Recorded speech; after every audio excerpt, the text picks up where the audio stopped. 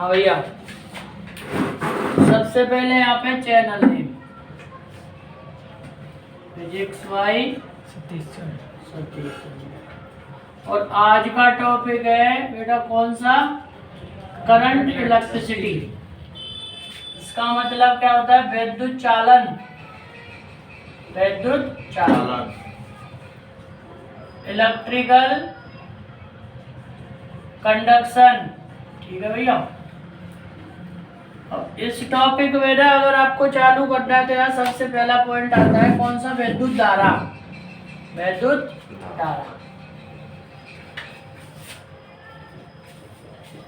Current electricity. Current electricity. अब विद्युत धारा का सेंस क्या है? यहाँ पे विद्युत धारा का सेंस है कि I इज इक्वल टू आता है आपका Q अपॉन T। इसका अर्थ है कि the rate of flow of charge, और फ्लो ऑफ चार्ज आवेश की बहने की दर, मतलब आवेश के बहने की दर को विद्युत धारा कहते हैं। ठीक है भाई? ठीक है बेटा। I is equal to Q upon T है तो तुम्हें पता है चार्ज का SI मात्रा होता है क्या? कूलम। ठीक है ना? Coulomb per second. इसको हम एक नाम हो रहा है एम्पियर। तो विद्युत धारा मतलब करंट इलेक्ट्रिसिटी का SI जो मात्रक है वो क्या है? कूलम पर सेकंड और एम्पियर। अब इस चीज का अर्थ क्या है कि अगर हम यहाँ से मानते हैं कि if Q is equal to 1 coulomb और T is equal to 1 second then I is equal to 1 ampere. ठीक है भाई?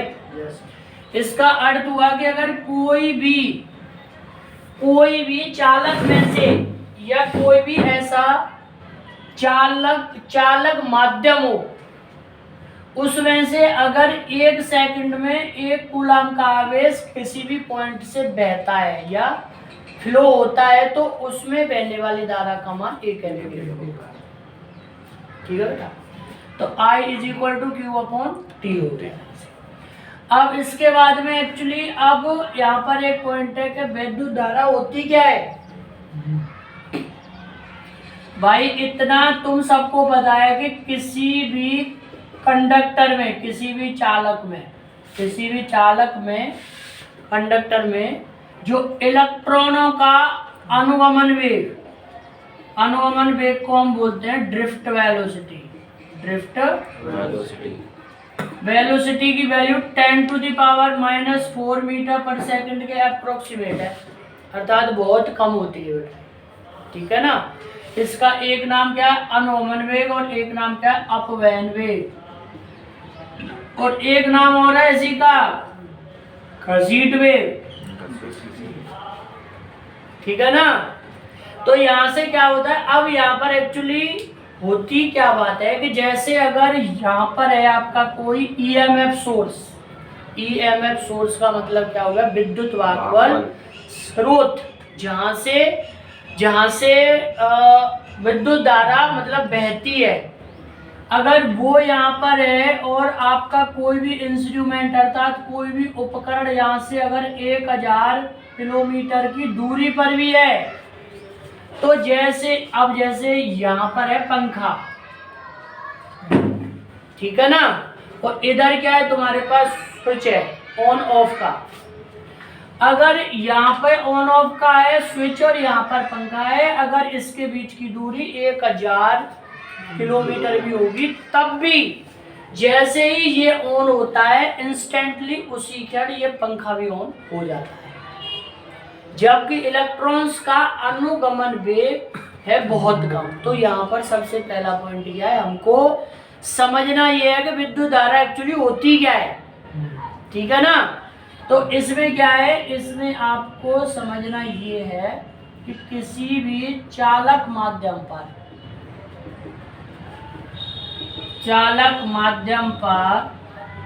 विद्युत चुम्बकीय तरंगों का अध्यारोपित हो जाना।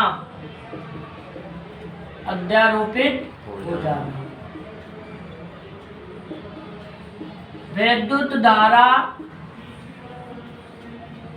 उत्पन्न होने की अवस्था कहलाता है।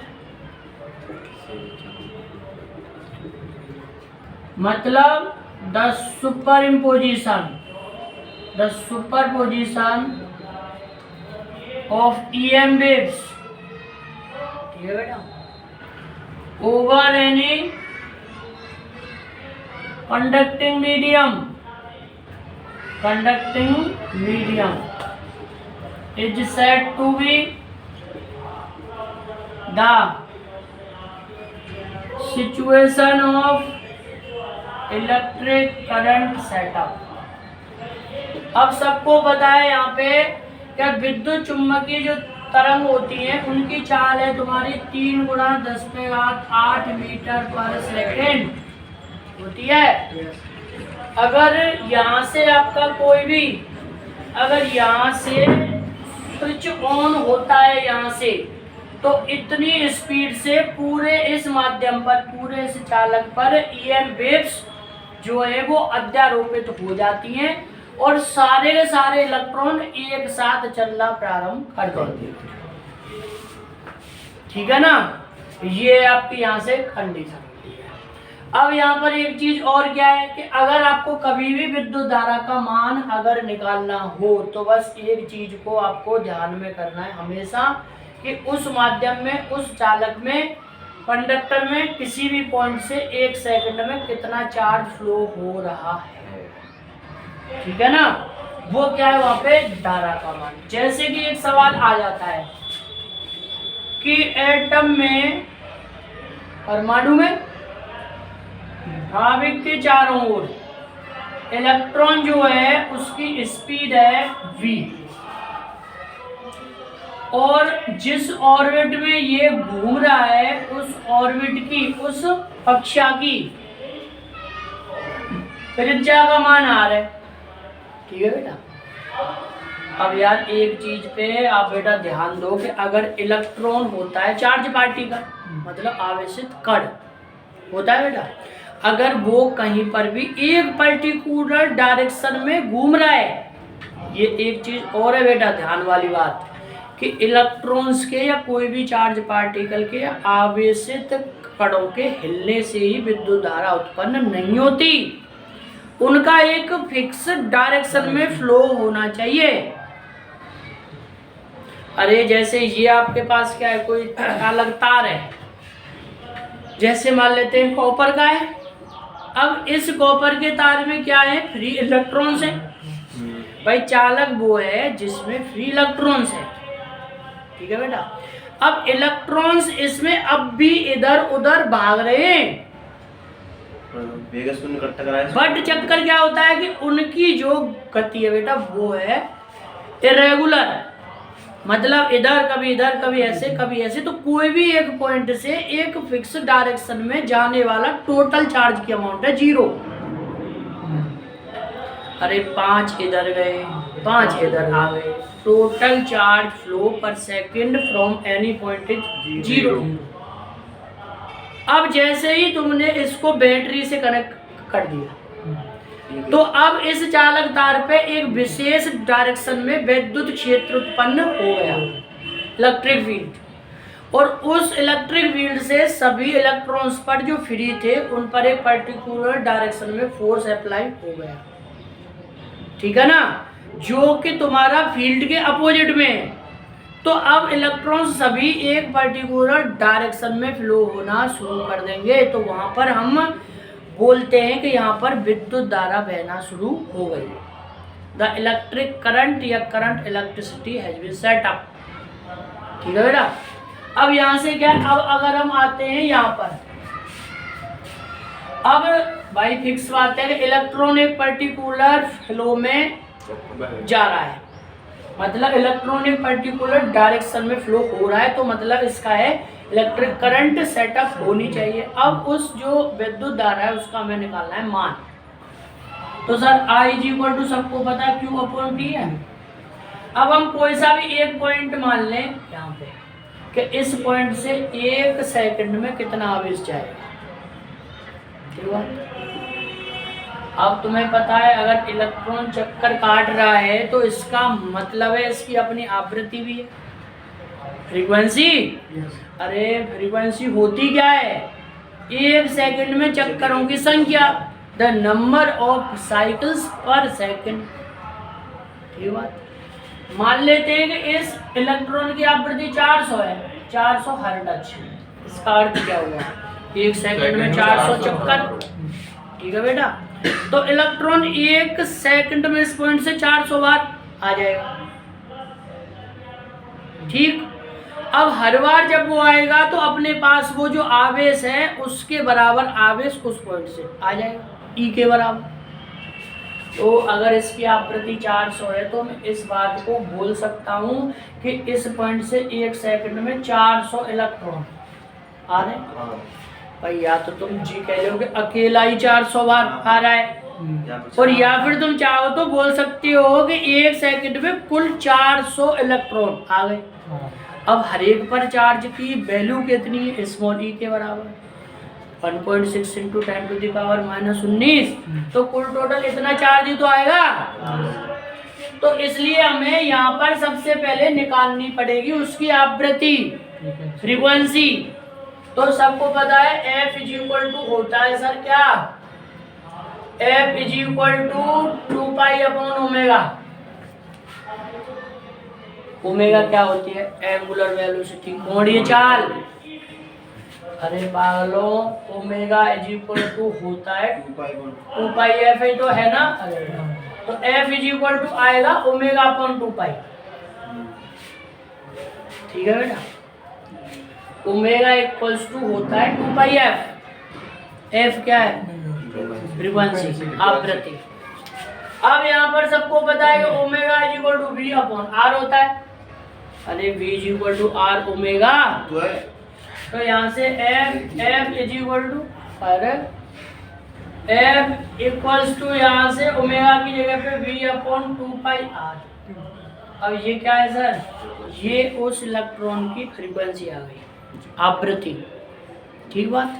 तो इसलिए हम यहाँ पर निकाल सकते हैं। इसलिए एक सेकंड में जाने वाला आवेश मतलब चार्ज फ्लोज पर सेकंड, चार्ज पर सेकंड।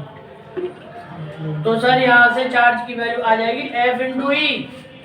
अरे F ही तो है ना बेटा, F इंटू ई के बराबर।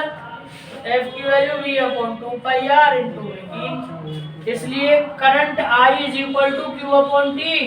Q का मान V इंटू E/2πR। तो टाइम की वैल्यू 1 सेकंड। तो उस इलेक्ट्रॉन के कारण जो करंट फ्लो होगी उसकी वैल्यू कितनी है? इस टाइप से हम निकालते हैं इलेक्ट्रिक करंट की वैल्यू।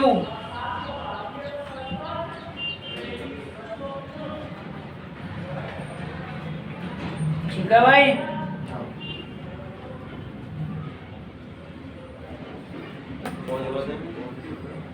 हैं? अच्छा बेटा, अब इसके बाद में कौन सा पॉइंट है सर? हाँ जी। अब इसके बाद में यहाँ से तो बेटा ये क्या है? एक सेकंड में जाने वाला आवेश है। ये सारे पॉइंट तुम्हारे हुए। अच्छा, तो ये समझ में आई बात? विद्युत धारा एक्चुअली होती क्या है? Current, electricity. जनरल सा formula I is equal to Q/T, जो कि तुम हाई स्कूल में पढ़े होंगे।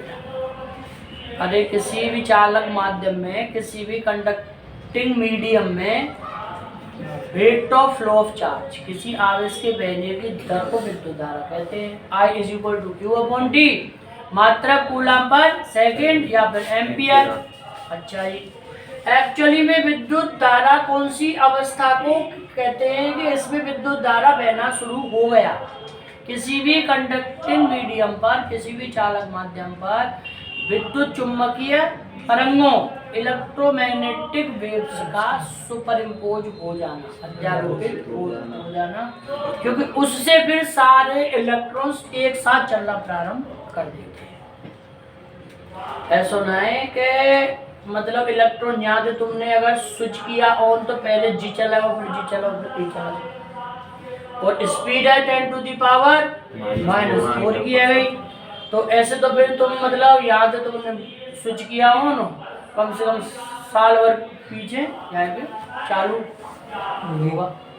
ठीक है बेटा, तो यहाँ से ये होता क्या है एक्चुअली, एक साथ सभी इलेक्ट्रॉन्स चलना प्रारंभ कर देते हैं। अब अगर तुम्हें वैल्यू निकालनी हो कभी भी,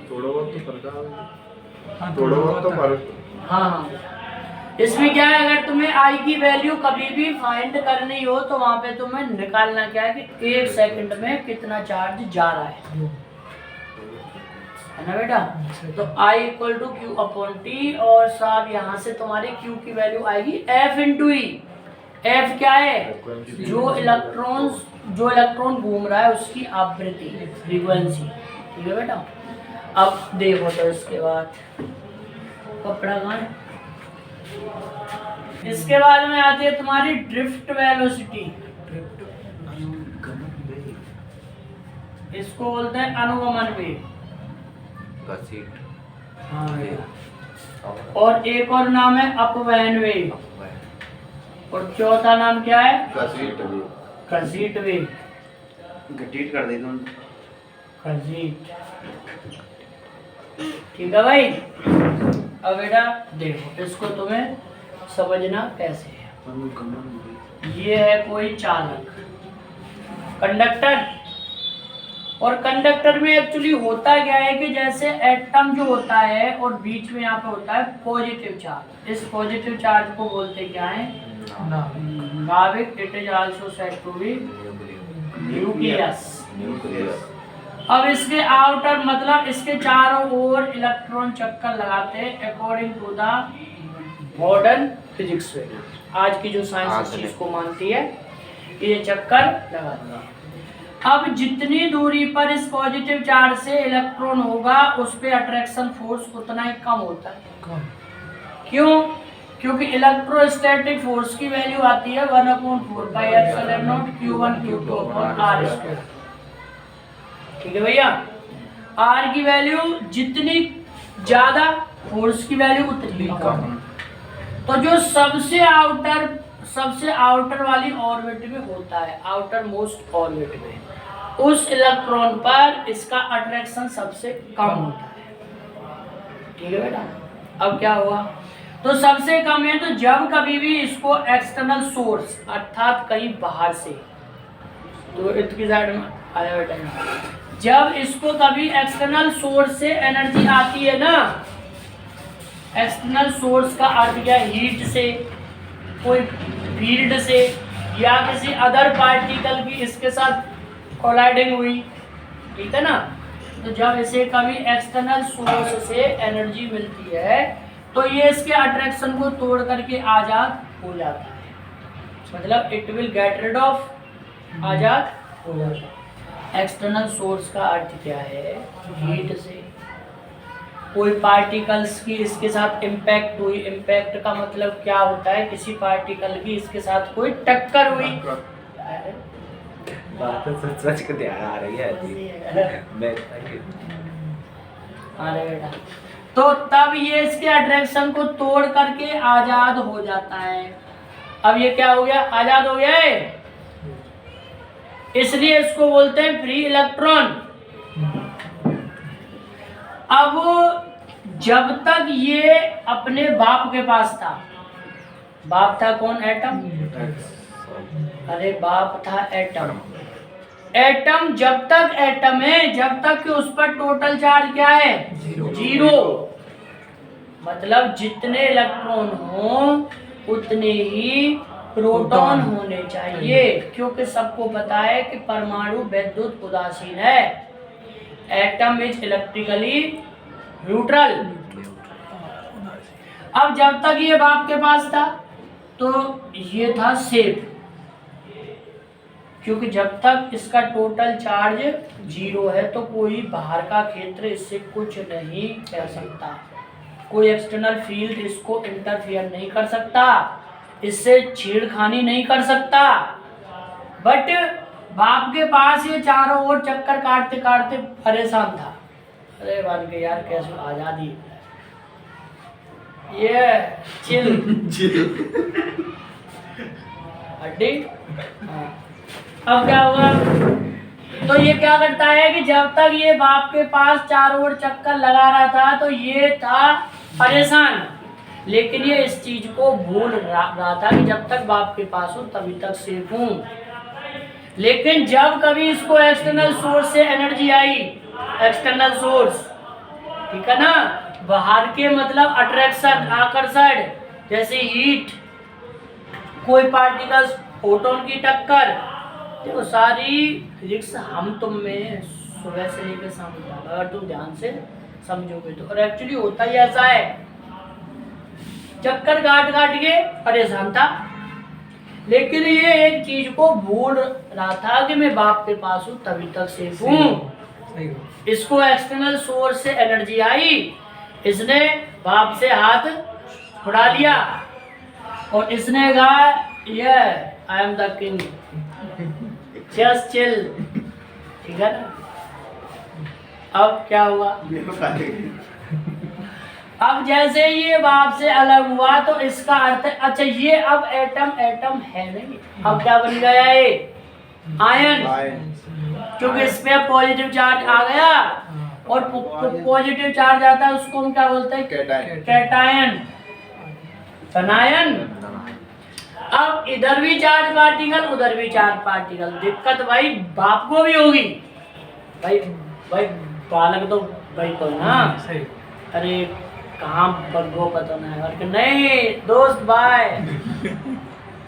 ये क्या था यार, बार बार चक्कर, बार बार चक्कर।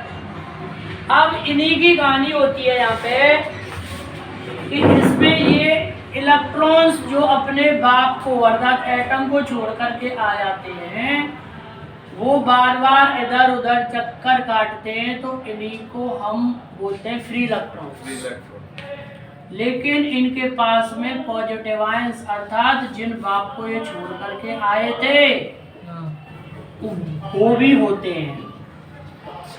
ठीक, अब इनकी हालत क्या है, जो आजाद हुए, कभी इधर कभी उधर, कभी उधर कभी उधर, कभी शौक कभी गांव, कभी कहीं कहीं ऐसे, लेकिन कहीं ठिकाना है नहीं। तो अब इसमें क्या होता है कि अब अगर इसको तुमने जोड़ दिया बैटरी से, तो बैटरी ने इन पर एक पर्टिकुलर डायरेक्शन में फोर्स लगाना शुरू कर दिया।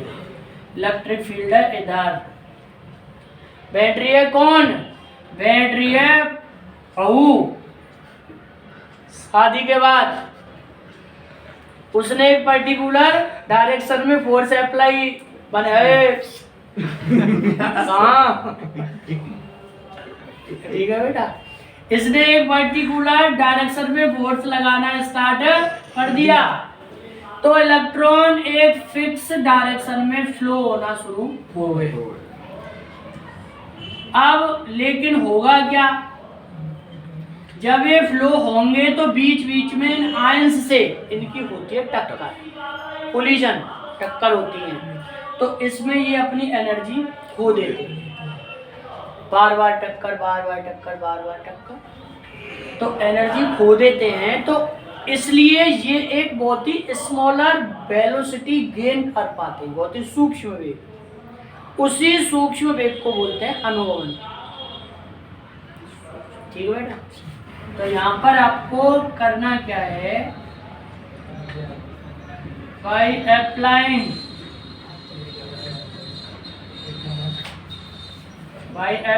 External field,